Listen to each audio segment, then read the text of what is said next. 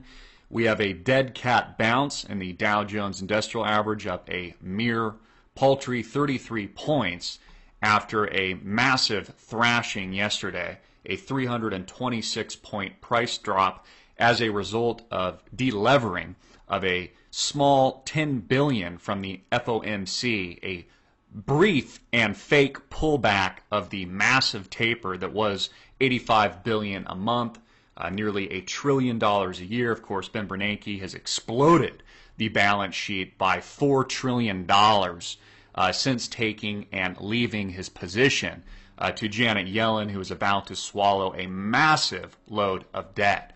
I guess thankfully, because she supports the Federal Reserve's triple mandate of maintaining maximum employment, which we don't have because there's more unemployment now than we've seen in half a century, and maintaining price stability, which we don't have because we've had more volatility in the financial system and in U.S. and global stock markets than anything we've probably ever seen in history, with the S&P yo-yoing to the trough of 666 on the S&P 500 as a result of the 2008 financial crash, then skyrocketing close to 180%, almost 200% in just a few years, and now running into problems once again.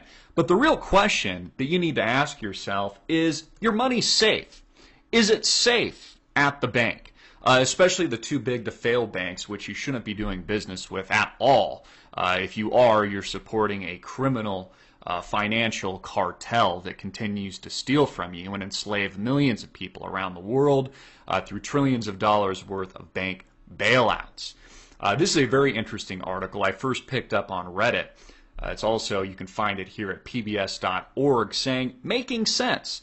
Is your money safe at the bank? Is it safe at Bankrupt of America? A Harvard economist says no and withdraws over $1 million.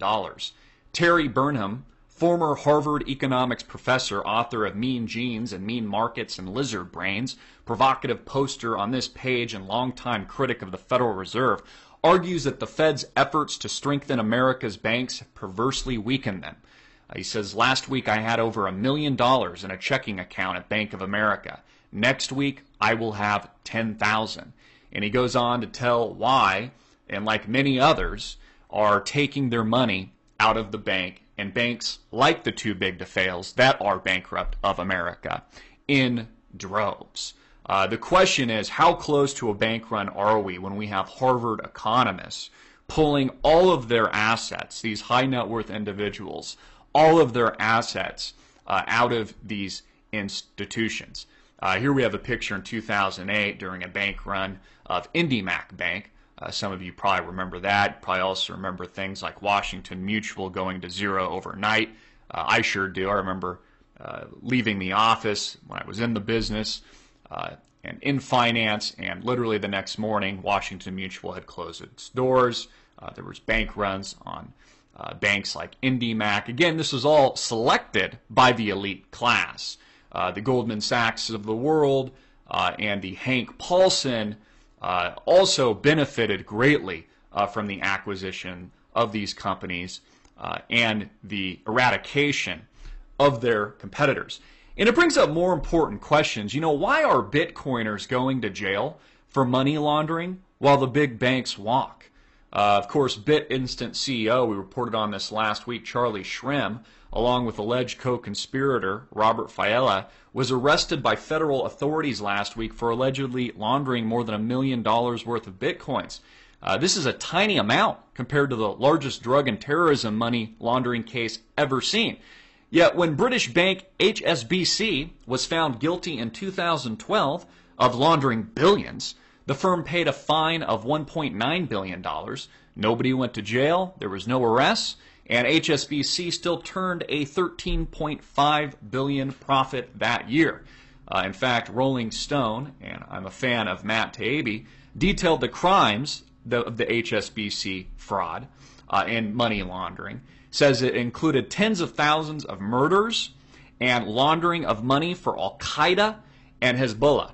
By contrast, Silk Road users have only been shown to have bought and sold drugs, and of course a small fraction of total Bitcoin use. So you need to ask this question. Not only are bank runs on the horizon, and we've seen them before. We saw them in 2008. Now we have Harvard economists withdrawing their entire bank accounts because they can't get any interest. I mean, why would you have a deposit at a company that's a too big to fail bank and then get 0%? It hurts savers. This whole lubrication of the financial markets itself and these bailouts have only hurt savers and rewarded the same crooks and criminals that caused the collapse and the crash in the first place. Of course, it was the plan. That's why they manufactured the event in the first place, to transfer all of this wealth. In addition to that, we have Bitcoiners who are on the cutting edge of technology going to jail for what the Fed says is money laundering, while the big banks themselves walk.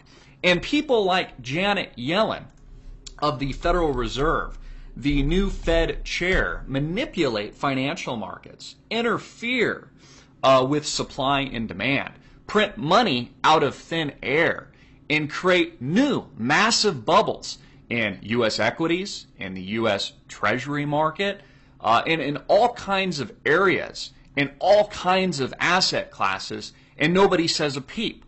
You know, you need to ask yourself, America, how much more time do you have? How much more time do we have left before the inevitable implosion and the run on Wall Street, which we've seen over the past few days with the Dow losing almost 1,000 points, when it ultimately goes from 15,000 to, let's say, 10,000 to maybe 8,000 to 7,000 to 6,000 to 5,000 or even 4,000, when the house of cards finally collapses and people like Janet Yellen, along with the World Bank and the IMF, happily introduce a new basket digital currency known as the New World Reserve currency, one that will rape you through inflation if you're still holding the worthless paper that is U.S. dollars and you're not invested in things like gold, silver, precious metals, commodities, land, actual physical tangible goods or real estate or something like that. And they introduce something brand new for the benefit of you, or at least they tell you so. I'm Christopher Green. I want to hear your thoughts. Hard-hitting in your face, 9/11, February 4th, 2014. Please share this video virally and click the link below to support our sponsor.